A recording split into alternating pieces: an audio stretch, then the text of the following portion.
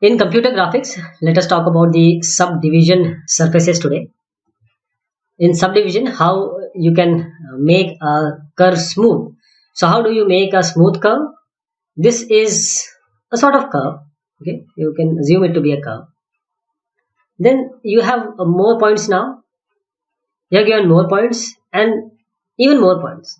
So this figure has actually become curve here.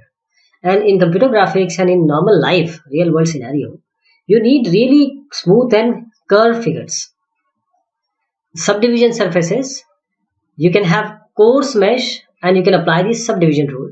So we define the smooth surface as the limit of sequence of refinement. This is again the the crude or the basic figure, and as you increase this subdivision, and we also call them tessellation sometimes, and when you again try to reduce or subdivide them in the way possible, and then this figure reduced to or will look like this. So this is a typical figure, but this is a real life figure. What are the key questions while dealing with this? How to refine the mesh? How you are going to refine the mesh? We aim for properties like smoothness, because in real world, okay, you can represent it by this, but this will not represent the real world scenario. So you can just subdivide it again and again. You can place some few more points. You can subdivide it in the way as you have done here, and now you can refine this mesh to make it more closer to the real world. So we can apply the loop subdivision scheme. That is how we are going to refine the mesh. So we refine each triangle with four triangles by splitting each edge and connecting new vertices. We refine each triangle. See, this is a triangle into four triangles. How you can make triangles out of it? By splitting each edge and connecting new vertices. So you split this, okay, and you combine them. So now you are having 1, 2, 3, 4 triangles. How to position new vertices now in loop subdivision scheme? We choose location for new vertices as the weighted average of the original vertices in the local neighborhood. For example, if this is 1 by 8, 3 by 8, 3 by 8, 1 by 8, and if these are the weight given to the vertices, when you subdivide it, you again subdivide it with respect to these new vertices. These are the weighted average of the original vertices in the local neighborhood. This and this. This will take the value of this local neighborhood. This is this. Every new vertices will have the weighted average of the neighborhood. These are the three neighbors of this 3 by 8. In looped subdivision scheme, we have different rules for boundaries. For example, interior, crease and boundary. So in this interior, if you see that we apply, these are the different rules, 1 minus k beta. So these values, these are in interior. They belong interior to this figure. This is beta, and these are these are the mask for odd vertices, and these are the mask for even vertices, right? So how we can define different rules for different boundaries can be applied, can be seen here in loop subdivision scheme.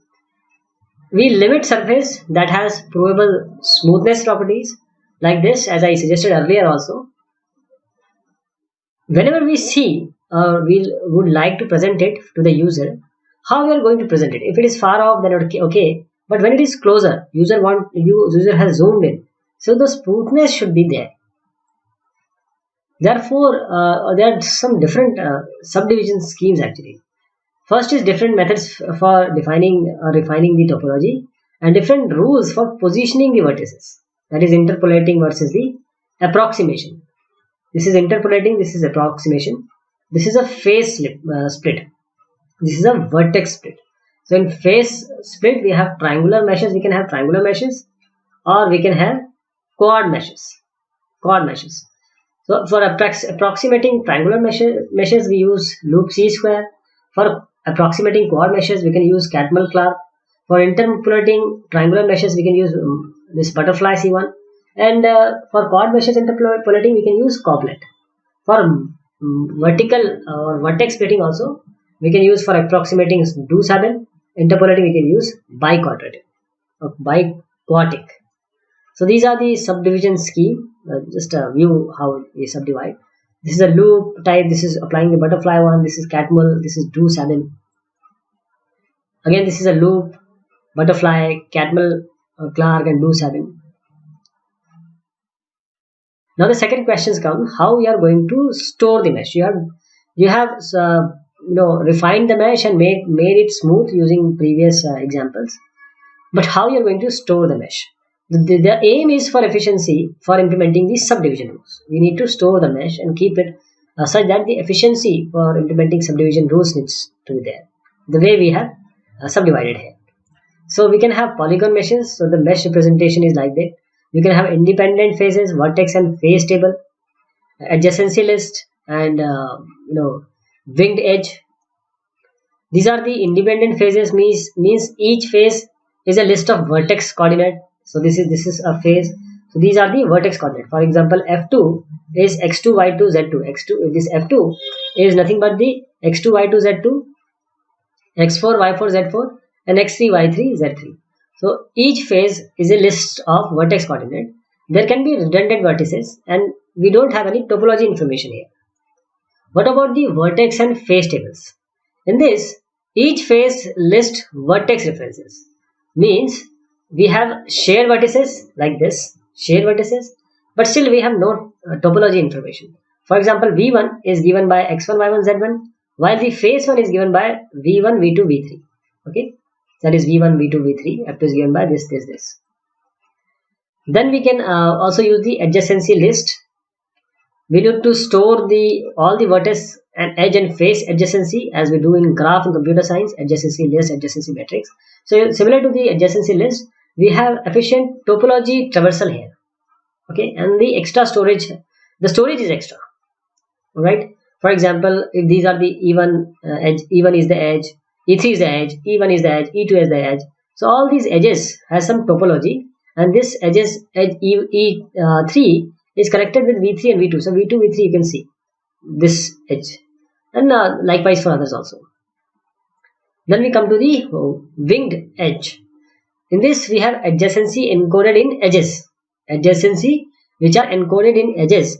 So all adjacency can be follow the constant time, that is order of one time. Though we have little extra edges here, that is fixed records, and the polygons are arbitrary. So adjacency or wind edge, adjacency are encoded. Adjacency are encoded in the edges itself. Like it is adjacent to which, it is adjacent to which, it is adjacent to which. These are the adjacency examples. Wind edge. And in this winged edge, for example, if you have vertex table, as we have seen, we know that some V1 vertex is x1, y1, z1. So this is x1, y1, z1, and this is pertaining to E1 edge, E1. So E1. Now E1 has V1, V3, E1 has V1, V3, and of course the V1, V3 has E1, E2, E2, E4, E3 edges. So various edges are there. Now what about faces? We have faces with E1, E3, and E5. These are the connectivity of various. So in all we have vertex table, edge table, and phase table in winged edge. So let us summarize what we have seen. The advantages here is for the subdivision is simple method for describing the complex surface like this. Relatively easy to implement, and the arbitrary topology is there. The smoothness is guaranteed. Multi-resolution is possible, like 1, 2, 3 resolution. The difficulty is intuitive specification, the parameterization, and the intersections, of course. Then we come to the solid modeling. We have learned about the division, subdivision, surface. Now we come to the solid modeling. So in this solid modeling, we represent solid interiors of objects, solid interior of the object. So surface may not be described explicitly, but we represent solid interiors. As you can see, these are the solid interiors of the object, solid interior of the object.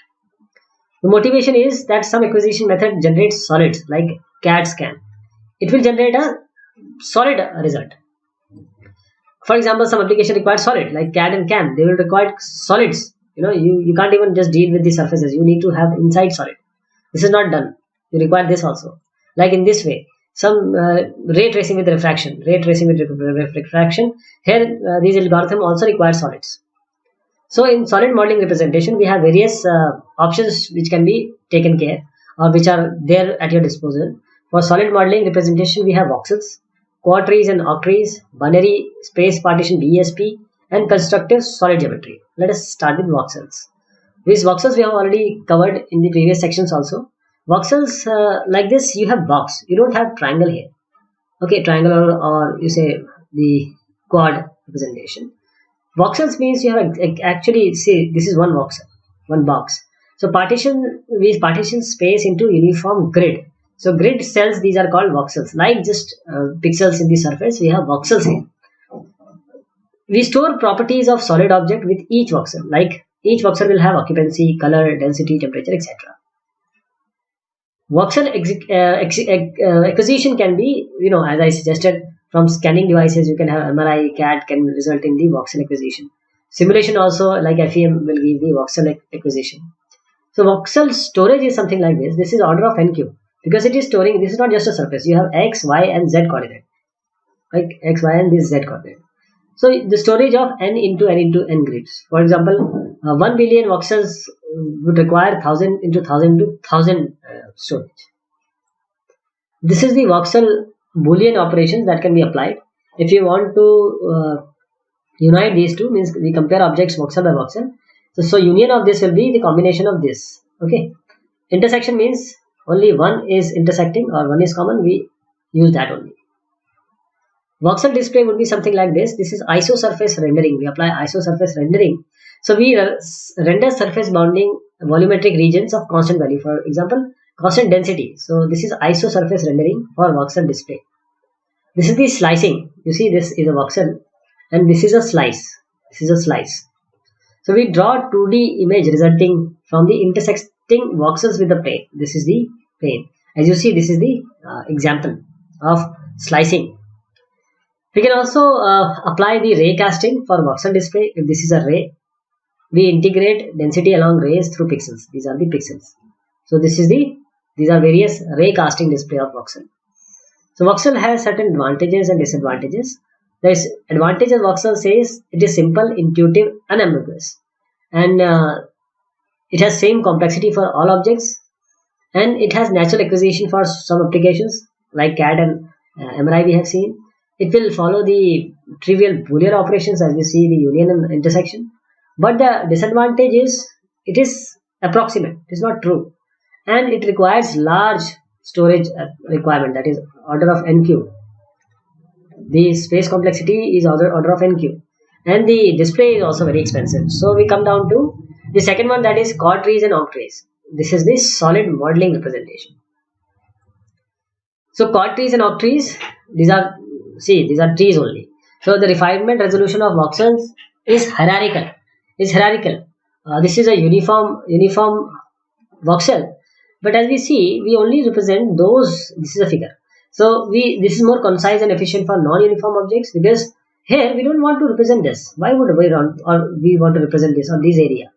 So rather than showing all the pixels, we will divide them like this figure. This whole figure, we can divide it into 4. We can divide again this into 4, this into 4. So whichever is having the value will keep those. Okay. Otherwise, others will not go deeper. So the size will be immensely again. So we refine resolution of voxel hierarchically, means n by 4, then n by 4 to the power 4. Okay. So divide every time in the chord form. That will be n to the n by 4, n 4 square, like this, till we reduce to go to the one single object. So this is the chord tree representation. Chord tree Boolean operations are also possible because we have, say, A and this is B. This is having a chord tree representation. In this, the chord tree, the last leaves, they are having the actual values, and these are the C, F, they are filled.